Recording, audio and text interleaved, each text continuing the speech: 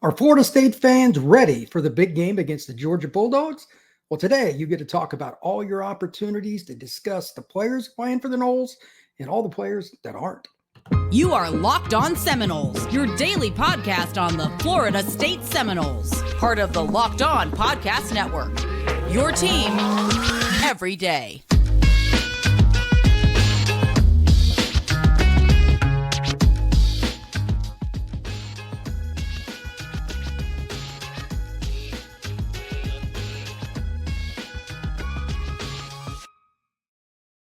Welcome back into another episode of Locked On Seminoles. I am your host, Brian Smith, and today I'm going to give fans an opportunity to discuss what they're concerned about, what they're happy about with this upcoming game, the Orange Bowl against the Georgia Bulldogs. Today's show is brought to you by Gametime. Gametime, download the Gametime app, create an account, and use code LOCKEDONCollege for $20 off your first purchase. So let's just get kind of the baseline of this out of it. Been doing some research and looking at the different players that have opted in, opted out, back in, transfer portal, NFL draft. It is very confusing. If nothing else, I know that's what I took away from it. I'm hoping to provide a little bit of clarity, and from the fans, please comment in the chats. I'll get to that here in just a second. I'm curious what everybody thinks, because this is, if you take nothing else away from this entire episode, note this. This is the new norm in college football. This is not a news flash. It is a one-time thing. This is going to be the way it is moving forward year after year. Now, the total number will change, but Florida State, Georgia, they're programs that have a lot of pride. They've got a lot of NFL history, national championships, etc., and they still have players moving around before a big bowl. That puts things in perspective. So I want to give my own thoughts, and then I'm going to open it up. Anybody who wants to, I'm going to start reading from the chat here in a few minutes, but these are my thoughts about it in general. I'll get into a few players in particular, and I have a series of 4 questions that I want to ask as well. Again, please answer and comment as you see fit in the chat. I'm more than happy to take any of your comments. So, number one, to me, this is an extension of the 23 season into 24. It's an extra spring practice with all the practice sessions. I believe it's 12 for the bowl games, but don't quote me on that. The point is still the same. I talked about in the podcast that I had yesterday on the DBs. Check that out. It's about 10 minutes just on the young DBs on the depth chart. Guys like Jamie Howard, Kai Bates, etc., coming in to push those younger players. Conrad Hussey, got Jones, all these young guys, Kirkland, etc., they're going to be really good moving forward. These kinds of players together, though, especially Hussey and those guys that actually practice, are going to be playing. Like, I've still got it sitting here. Hussey played 168 snaps this year at DB as a true freshman. That's going to help him. He's going to be going against Georgia's Georgia's receivers today. They have players. When they play, I don't think there's going to be any doubt that he's going to get beat some. But this is also how you get better. So that's my first takeaway. It's an opportunity. I want to look at it from a positive perspective. All these different players, like NFL draft, etc. I don't know the exact number, but like the Tallahassee Democrats said, there's like 20 some players for Florida State that have either been in the portal, that have transferred, etc. And, NFL, all that combined. Farmer was in the portal. Now he's not. All those things combined equal this. It's turmoil. But again, it is the new norm. And if you don't like it, that's okay. But you're not going to be able to change it. I don't really like it either. I'm a traditionalist. I like to watch a kid come in as a freshman or as a junior college player and develop over time. There's just not as much of that. With that stated, before I go into the questions in the chat, one last thing. This is very important. Florida State is a 19.5-point underdog. I just checked it a few minutes ago. As of Thursday morning, that's what the odds were on like FanDuel and some other apps. They're all around 19. Let's just say 19 points. That's humongous. I don't even think Brock Bowers is playing. That's the expectation. That's what Kirby Smart has basically said. Brock's still a little banged up, and Brock's as good a tight end as you're going to see in college football, and they're still favored by that many. Florida State, you would think some of the players, definitely the coaches and everybody on the staff in any way, shape, or form, it's going to be a little pride. Don't you think? 19.5? I was like, holy smokes, that is just enormous. I would be personally, as a player, really ticked off about that. I'm not saying Georgia shouldn't win. They probably should. They have more players that are playing in the game than Florida State. That's not really something you can look at any other way. It's just math. They do. 19.5 point spread, though? I don't know. That's a little concerning to me. And that's something that I think that the Florida State players are probably a little bit, it's a little bit difficult to understand. I don't know how they come up with some of these. And I know that guys in Vegas and everywhere else, they got their own reasons. But good Lord, that's a lot. Angelo Smith, hey, man, what's going on? Happy holidays to you again, my friend. Good to see you. I know that this is a very weird and unusual time for college football because of all the goofiness that goes along with any form of the opt-outs and everything. But once again, thank you very much. Happy holidays to you and your family. But I am kind of curious I'm curious any Georgia fans come in here. There might be a few. There's usually fans from different groups. Mike, what's up, man? Hey, how you doing? Mike, if you're not a positive guy, don't hang around Mike Merrick. He's the most positive guy that comes in here, man. Terrence Owens, what's up? How you doing? Here are the questions real quick. I might as well just throw out a few of these just for fun. The first one, and this is just a personal thing. I took it from a fan perspective. Any fan that watches this game, somebody's a diehard for the Dogs or the Noles is going to have questions, things they look for. But even people just casually watching, I think they'd be curious about this. What's the expectation for Florida State's passing game without really good players that have decided for the NFL, without your number one running back, who's a pretty good pass protector, and you're down to your third string quarterback? I mean, that is a weird dynamic. Still an experienced offensive line. I think Mo's playing, if I remember right, up front. That's the first thing I'd look at. Do you have your center? Line calls are very important in this game. Georgia's obviously got dudes. They are missing their middle linebacker and some other things. Like, he's transferred to Kentucky, which is just random. It's so wild. So again, what are your expectations for Brock Glenn, the Noles passing game, and just kind of Florida State's offense in general? But I'm most interested, honestly, in the passing game. Are they going to have any continuity at all? Hakeem, Coach Norvell mentioned the other day that he was kind of banged up at the end of the year. Of course, they don't really announce that before games. That's how that works. But he's been banged up, and now he's back in the mix. Guys like that, how do they come out and play? I mean, I don't know. I was looking at the depth chart earlier today, and I finally just took the tab down because I didn't want to rely on it. I don't even want to look at it between now and the time the game starts. So, Ty Fox, still going to the game to support our team. Hey, man, cool. Absolutely. I mean, it's doing it's going to be fun. Hanging out in South Florida in December and January, anywhere through there. There's a lot to do. Angelo, I believe Florida State will cover, and this game will be more competitive than people think. I kind of lean that way too. 19.5 is just a lot. I mean, I saw that. I was like, holy cow. I had no idea. And then I read something. I forget which article I read. I went through so many different ones. That might have been the Tallahassee Democrat too. I'm not sure. But that's enormous. I mean, Angelo, I'd be curious on, because you follow Florida State really close. What do you think makes, and this is hard, what do you think makes the Vegas odds makers put it up so high? Like, again, 19.5? That's pretty rough. Mike, what's going on, man? Mike Bartz, good morning to you. Hope all is well with you and your family. And to everybody, thank you to all the everydayers and everybody that's joining the chat today. It's fun to be in here talking some football. And Merry Christmas, happy holidays, to all of you. Please subscribe and like this podcast and hit that notification bell. I truly appreciate it. We're on YouTube, and you can get in this podcast anywhere: Spotify, Odyssey, Google, wherever you want. But I am very curious about the fans. I'm surprised I don't have more questions about it yet, because that one in particular, I have no idea what to think of the passing game. That's the number one on my board, and it could be a complete disaster. It wouldn't surprise me if they threw for 100 yards. Wouldn't surprise me if they threw for 240, because it only takes a couple big plays. A guy like Hakeem hits a seam, he's gone. That could be 80 yards to the house, and that eats up a lot of yards real quick. So something to think about. Thank you, sir. Trying to be optimistic about Saturday. Go Noles. Yeah, look, I don't think if I had to pick, I'm going to pick Georgia to win. That's not really what I'm saying. They've got just more players playing.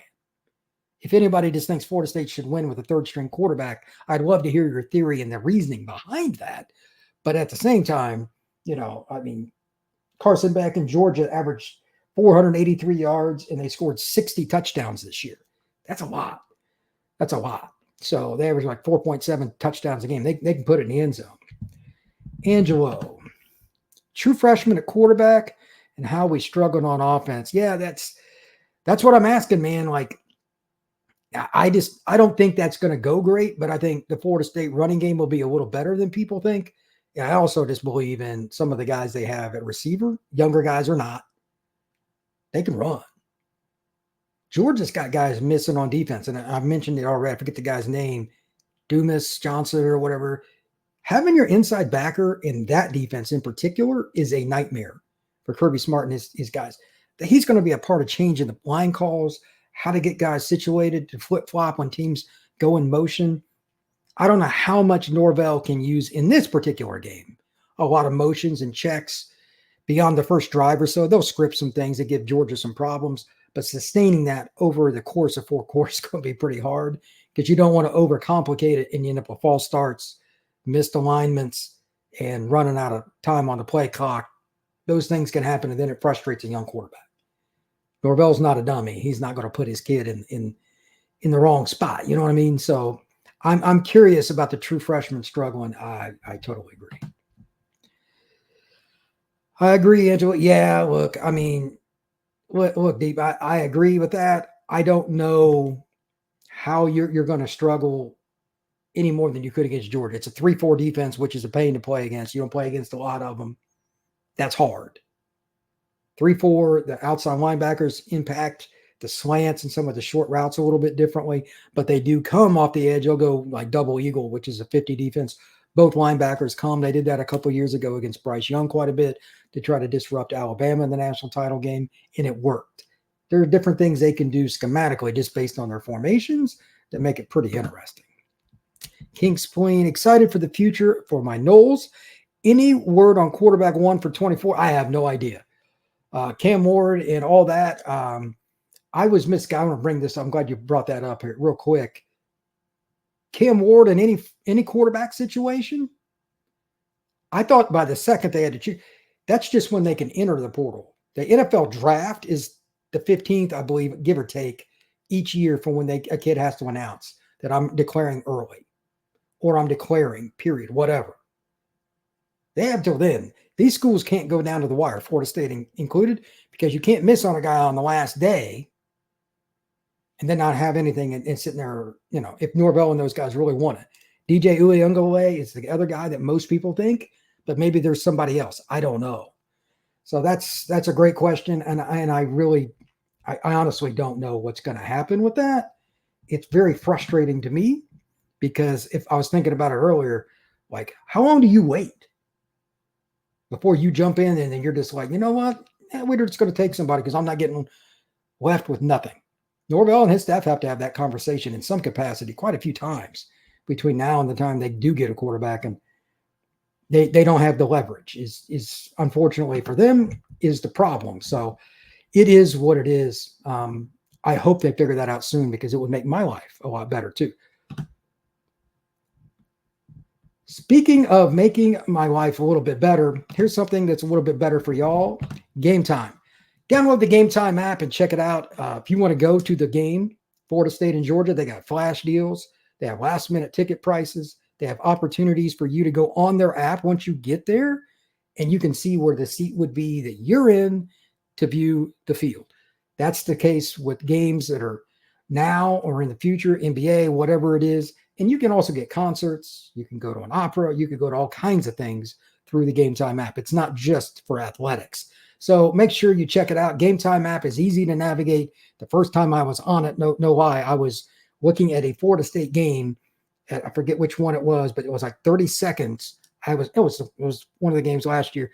Florida State was getting ready to play a game on the road, and I was curious about the stadium, and I could click and see how far the seats were. It's not that difficult. Make sure you check it out. Here's the other thing that's really cool with it. You can do this anytime. They're always updating stuff. There'll be something new, like a flash deal could come up for you and take your wife somewhere, whatever it is, and you can get a really good deal at the last second. So take the guesswork out of buying tickets with Gametime. Download the Gametime app, create an account, and use code LOCKEDONCollege for $20 off of your first purchase.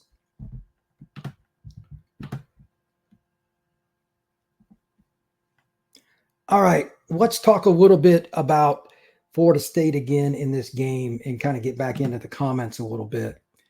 Let's see, where are we at? Let's see. Angelo, as well as most of our big-time players opted out and there's no tape on our younger players, I believe that Vegas thinks the moment might be too big for us, but we'll see.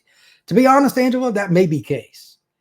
There's nothing worse. Like I always wonder about this too. First game of the year, let's say a team's ranked the top 15 or so, but that ranking is based on maybe a true sophomore quarterback, which Brock Glenn will be next year, by the way.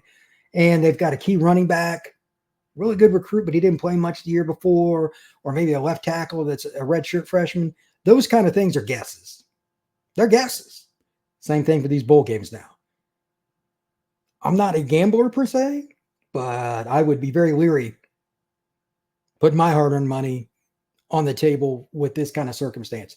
And that's even if Florida State had all of its players. Georgia, like Brock Bowers, if he played 15 snaps in this game and Vegas knew it, Kirby called him and said, he's playing 15 snaps exactly.